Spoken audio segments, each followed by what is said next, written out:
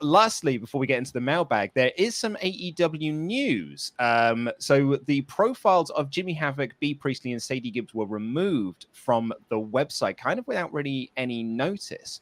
Havoc and Priestley were sort of part of the speaking out allegations. Jimmy Havoc in particular was accused of many, many things, and he was suspended from the company and was said to be going into rehabilitation. That was an AEW statement. So he's now been released.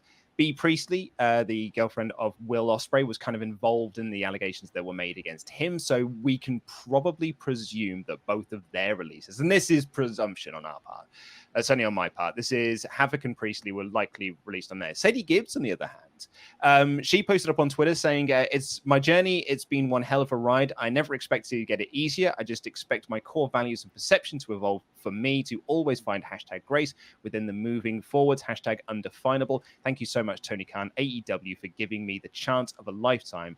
Praying hands emoji. So I think like that one feels like it was probably an amicable split. Like that was something they might have come together, an arrangement together. I mean, it's likely because she's not able to get over to the US because she is English and she's in the UK. So, but I think with Havoc and Priestley, we can probably presume it's due to the speaking out movements.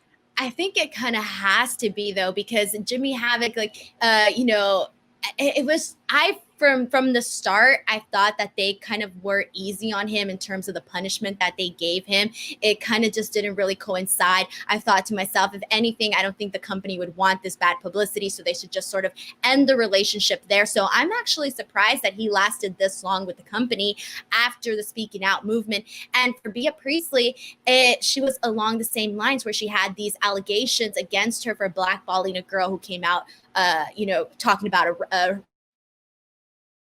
rape situation that she went through. So both of them have that in common. And in terms of Sadie Gibbs, I think for her, like you said, she couldn't get into the country. And it was very unfortunate because I think if anybody, she had a lot of potential. Her look, she had a lot of potential for the company to do a lot with her. So I think for her, it was just more like things didn't work out, but it's just wild. And the same thing with Bea Priestley, like at the beginning, AEW was looking like they were building around her and all of that. And it just sort of went downhill from there as well. So I'm not surprised though with Jimmy Havoc though. Yeah, I think that one really didn't come as much of a surprise. I think like AEW are very conscious about sort of their public perception. I think they were, really had that on their mind when they brought back Sammy Guevara. We haven't seen Excalibur on TV for the last few weeks. Like he took himself like off TV as well because he didn't want sort of like his all the chatter that's been about him. Didn't really want that affecting the TV product and things like that. So I think the AEW are quite sort of aware of these things. So yeah, Jimmy Havoc being released really isn't much of a surprise. It's sort of in the cold, hard light.